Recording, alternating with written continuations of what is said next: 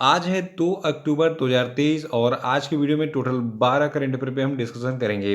तो सभी current affair को हम विस्तार में देखेंगे, तो शुरू से लास्ट तक वीडियो में रहिए।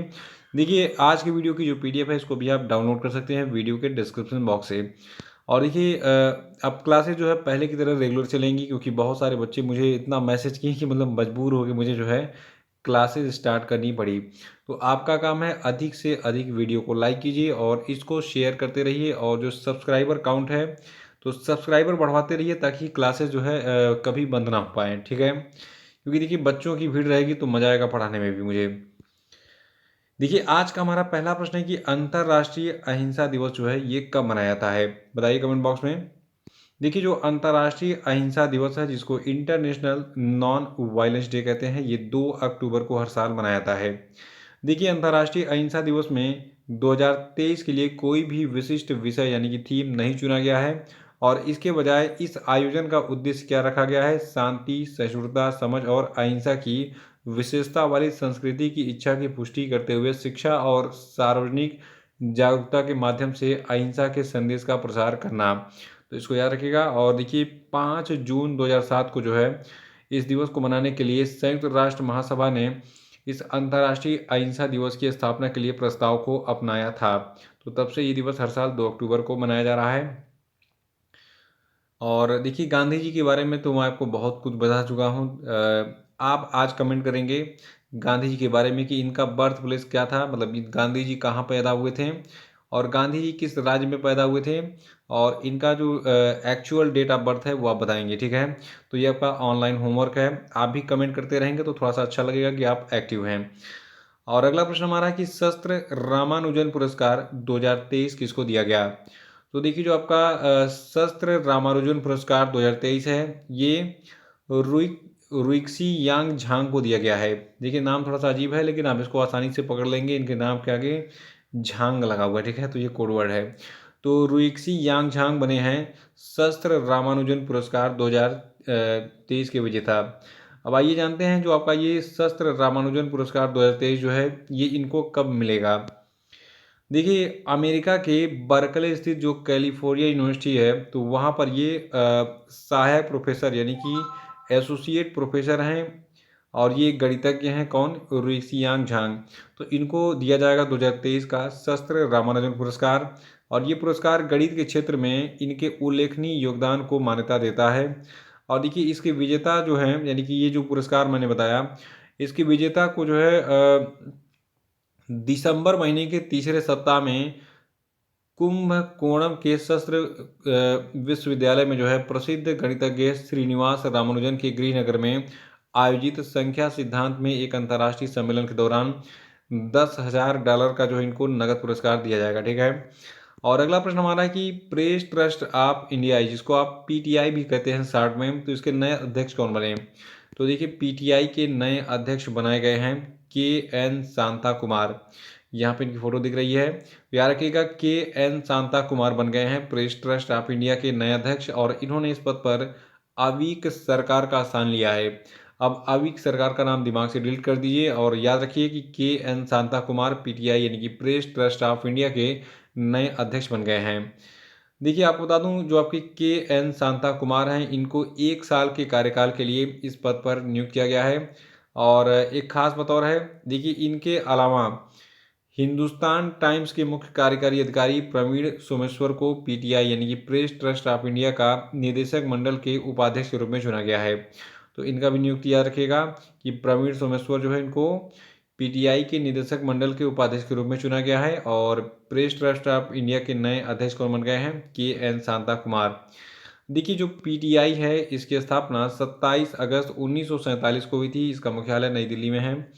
और अगला प्रश्न हमारा है कि हाल ही में किसे संघ लोक सेवा आयोग के सदस्य के रूप में नियुक्त किया गया है। तो देखिए, संघ लोक सेवा आयोग यानी कि यूपीएससी के नए सदस्य बनाए गए हैं हाल ही में डॉक्टर दिनेश दास। देखिए, यहाँ पे मेंबर की बात हो रही है, ना कि अध्यक्ष की, तो कंफ्यूज मत होइएगा, केवल एक मेंबर के रूप में अपॉइंट हुए हैं डॉक्टर दिनेश दास। और देखिए, जो आपका यूपीएससी यानी कि संघ लोक सेवा आयोग है, तो इसके अध्यक्ष हैं वर्तमान में मनोज सोनी जी। और यूपीएससी की स्थापना 1 अक्टूबर 1926 को हुई थी अंग्रेजों के समय में। और इसका मुख्यालय आपका है धौलपुर हाउस, शाहजहां रोड, नई दिल्ली में। और अगला प्रश्न हमारा कि भारतीय विज्ञापन मानक परिषद जो आपका है, इसके नए अध्यक्ष कौन बने। देखिए आज बहुत सारी महत्वपूर्ण नियुक्तियां हैं, इनको मैंने कलेक्ट किया है। तो उनमें से एक आपका है भारतीय विज्ञापन मानक परिषद का, इसके नए अध्यक्ष बन गए हैं सौगत गुप्ता। याद रखिएगा, सौगत गुप्ता जो है ये भारतीय विज्ञापन मानक परिषद के नए अध्यक्ष बना दिए गए हैं।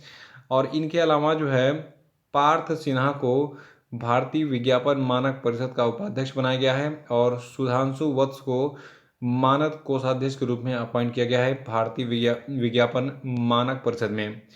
देखिए जो भारतीय विज्ञापन मानक परिषद है, इसकी स्थापना 1985 में की गई थी और इसका मुख्यालय मुंबई में है। छठवां प्रश्न की कौन सी कंपनी भारत में भूकंप चेतावनी सेवा शुरू करने जा रही है।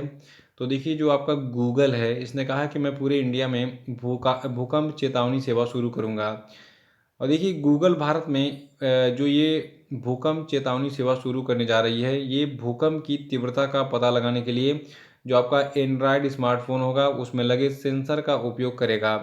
देखिए गूगल ने राष्ट्रीय आपदा प्रबंधन प्राधिकरण यानी कि एनडीएमए और राष्ट्रीय भूकंप विज्ञान केंद्र की परामर्श से जो है भारत में इस एंड्रॉयड भूकंप चेतावनी सेवा को जो है पेश किया है। तो याद रखिएगा गूगल जो है इसने भूकंप चेतावनी सेवा को शुरू किया है भारत में, ठीक है। और सातवां प्रश्न हमारा है कि T20 इंटरनेशनल क्रिकेट में सबसे तेज अर्धशतक लगाने का रिकॉर्ड किस खिलाड़ी ने बनाया। देखिए क्रिकेट से जुड़े दो महत्वपूर्ण पॉइंट आज मैं आपको बताऊंगा और ये दोनों के दोनों एग्जाम में पूछे जाएंगे। देखिए T20 इंटरनेशनल क्रिकेट में सबसे तेज हाफ सेंचुरी यानी कि अर्धशतक लगाने का रिकॉर्ड बना दिया है दीपेंद्र सिंह एरी ने। दीपेंद्र सिंह एरी याद रखिएगा, ये T20 क्रिकेट में सबसे तेज हाफ सेंचुरी यानी अर्धशतक लगाने वाले खिलाड़ी बन गए हैं। और देखिए जो आपके नेपाल के खिलाड़ी हैं दीपेंद्र सिंह एरी, इन्होंने इंग्लैंड के खिलाफ 2007 T20 विश्व कप में बनाए गए युवराज सिंह के 16 साल पुराने T20 क्रिकेट में सबसे तेज अर्धशतक लगाने का रिकॉर्ड तोड़ दिया है। यानी कि जो दीपेंद्र सिंह एरी हैं ये एक नेपाली क्रिकेटर हैं और इन्होंने रिकॉर्ड किसका तोड़ा है, युवराज सिंह का। देखिए जो आपके दीपेंद्र सिंह एरी हैं, इन्होंने केवल 10 गेंदों में 52 रन बनाकर जो भारत के कौन थे खिलाड़ी, युवराज सिंह, उनका रिकॉर्ड तोड़ दिया, 16 साल पुराना रिकॉर्ड, ठीक है। और देखिए एशियन गेम्स में नेपाल और मंगोलिया के बीच में जो क्रिकेट मैच चल रहा था उसमें खेले गए मैच में जो है दीपेंद्र सिंह एरी ने, जो कि नेपाल से हैं, इन्होंने रिकॉर्ड तोड़ दिया। देखिए एग्जाम में बहुत सारे बच्चे कंफ्यूज होंगे क्योंकि दीपेंद्र नाम से ऐसा लग रहा है कि किसी इंडियन का नाम हो, लेकिन देखिए नेपाल में भी नेपाल का कल्चर लगभग मान के चलिए कि 99% इंडिया से मिलता जुलता है। तो जो लोग नेपाल से सटे राज्यों से होंगे या फिर ज़िले से होंगे वो जानते होंगे इसके बारे में। और मैं तो जाता रहता हूँ क्योंकि मेरा रिलेशन भी वहाँ पे है और मेरी जो शादी हुई है वो नेपाल बॉर्डर पे हुई है। तो काफ़ी नेपाल में मतलब हर महीने लगभग 1-2 बार आना जाना होता है मेरा, ठीक है। वहाँ पे मसाले बहुत सस्ते मिलते हैं। देखिए एक ये रिकॉर्ड तो आपने जान लिया कि दीपेंद्र सिंह एरी T20 इंटरनेशनल क्रिकेट में सबसे तेज अर्धशतक लगाने वाले खिलाड़ी बन गए हैं। इनके साथ में एक और खिलाड़ी हैं नेपाल के। देखिए एक नेपाली बल्लेबाज हैं कुशल मल्ला। कुशल मल्ला ने केवल 34 गेंदों में नाबाद रहते हुए 137 रन बनाकर T20 इंटरनेशनल में सबसे तेज शतक यानी कि सेंचुरी लगाने का रिकॉर्ड बना दिया है, ठीक है। तो याद रखिएगा कि यहाँ पे दो रिकॉर्ड हैं, दीपेंद्र सिंह एरी सबसे तेज अर्धशतक लगाने का इन्होंने रिकॉर्ड बनाया है T20 इंटरनेशनल क्रिकेट में, और नेपाल के ही खिलाड़ी कुशल मल्ला ने T20 में सबसे तेज शतक लगाने का रिकॉर्ड बनाया है। शॉर्टकट में ऐसे नोट कर लीजिए। 8वां कि विश्व पर्यटन दिवस कब मनाया है। तो देखिए विश्व पर्यटन दिवस हर साल 27 सितंबर को मनाया जाता है और 2023 के विश्व पर्यटन दिवस की थीम है पर्यटन और हरित निवेश यानी कि टूरिज्म एंड ग्रीन इन्वेस्टमेंट्स। देखिए जो आपका विश्व पर्यटन दिवस है, ये दिवस पूरे विश्व में पर्यटन को बढ़ावा देने, पर्यटन के महत्व को बढ़ाने और इसके सामाजिक, सांस्कृतिक, राजनीतिक मूल्य पर अंतर्राष्ट्रीय समुदाय के बीच जागरूकता को बढ़ावा देना है, ठीक है। तो इसको नोट कर लीजिएगा। और अगला प्रश्न हमारा है कि हाल ही में भारतीय रिजर्व बैंक ने किस कोऑपरेटिव बैंक का लाइसेंस रद्द कर दिया। तो देखिए जो आपका कपोल कोऑपरेटिव बैंक था, इसका लाइसेंस जो है रद्द कर दिया गया है आरबीआई के द्वारा। और आपको बता दूं जो आपका द कपोल कोऑपरेटिव बैंक है, ठीक है, तो इसको इसलिए इसका लाइसेंस रद्द किया गया क्योंकि इसके पास पर्याप्त पूंजी नहीं है और कमाई की इसकी संभावनाएं नहीं है। इसको देखकर जो है मुंबई में स्थित इस जो है सहकारी बैंक का यानी कोऑपरेटिव बैंक का लाइसेंस जो है रद्द कर दिया गया आरबीआई के द्वारा। ठीक है। और 10वां प्रश्न है कि 19वें एशियन गेम्स में भारत के लिए जो 5वां स्वर्ण पदक है इसको किसने जीता था। तो देखिए जो 19वां एशियन गेम्स है इसमें भारत के लिए 5वां स्वर्ण पदक शिव कौर सामरा ने जीता। देखिए जो शिव कौर हैं इन्होंने 50 मीटर राइफल इवेंट में भारत को ये पदक दिलाया। और वहीं भारत की एक और खिलाड़ी हैं आशी चौकसी, इन्होंने इस इवेंट में तीसरे नंबर पर रहकर ब्रॉन्ज मेडल जीता था। और देखिए इससे पहले 25 मीटर पिस्टल इवेंट में मनु भाकर, ईशा सिंह और रिदम सांगवान इन सभी की महिला टीम ने गोल्ड मेडल जीता था। इसको भी नोट कर लीजिएगा। और 11वां कि ऑस्कर 2024 के लिए भारत की ऑफिशियल एंट्री के रूप में किस फिल्म को नामित किया गया है। देखिए ये सबसे इम्पोर्टेंट प्रश्न है आज का। देखिए 2018 एवरीवन इज़ अ हीरो नामक एक फिल्म है, इसको ऑफिशियल एंट्री के रूप में जो है भारत की तरफ से पेश किया गया है ऑस्कर 2024 पुरस्कार के लिए। ठीक है। देखिए जो आपका फिल्म फेडरेशन ऑफ इंडिया इसने केरल बाढ़ पर आधारित इस फिल्म मलयालम फिल्म जिसका नाम है 2018 एवरीवन इज़ अ हीरो, इसको 2024 में अकादमी पुरस्कार के लिए भारत की ऑफिशियल एंट्री के रूप में नामित किया है। और आज का हमारा 12वां प्रश्न है कि यस बैंक ने हाल ही में किसे होलसेल बैंकिंग का अपना कंट्री हेड यानी कि भारत का कंट्री हेड अपॉइंट किया है। तो देखिए यस बैंक ने मनीष जैन जी को होलसेल बैंकिंग का कंट्री हेड अपॉइंट किया है। और जो आपके मनीष जैन है ये इस पद पर रवि थोटा का स्थान लेंगे। तो होलसेल बैंकिंग ब्रांच जो आपका है यस बैंक का, इसके नए कंट्री हेड बन गए मनीष जैन। और एक खास बात और है, देखिए इसके पहले पिछले हफ्ते में इस बैंक ने पंकज शर्मा को जो है अपना मुख्य रणनीतिक और परिवर्तन अधिकारी नियुक्त किया था। देखिए यस बैंक की स्थापना साल 2004 में की गई थी, इसका मुख्यालय मुंबई में स्थित है। तो इसी के साथ आज का ये वीडियो समाप्त होता है। और जल्दी मैं क्वेश्चन ऑफ द डे भी पूछना शुरू करूंगा आपसे। ठीक है। तो उसमें आप लोग आंसर देते रहिएगा।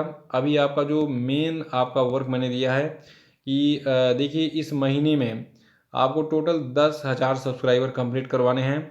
और इसके लिए आपको कैसे क्या करना है वो आप जानिए। ठीक है। तो 10,000 सब्सक्राइबर जल्दी से कंप्लीट करवाइए।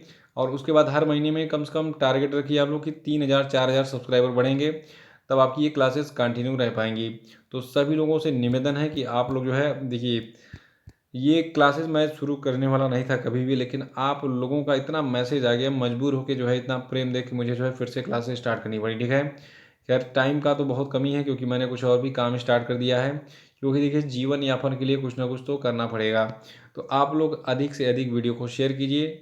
और लाइक तो देखिए सबको करना है, जितने लोग वीडियो देख रहे हैं प्रत्येक व्यक्ति का दायित्व है कि वो लाइक करे। अगर 800 लोग देख रहे हैं तो 800 लाइक आने चाहिए। ठीक है। तो इस काम को कर दीजिएगा। धन्यवाद। आपका दिन शुभ हो और ऐसे ही पढ़ते रहिए। मेरा आशीर्वाद है आगामी परीक्षा में आप सफल हो। धन्यवाद।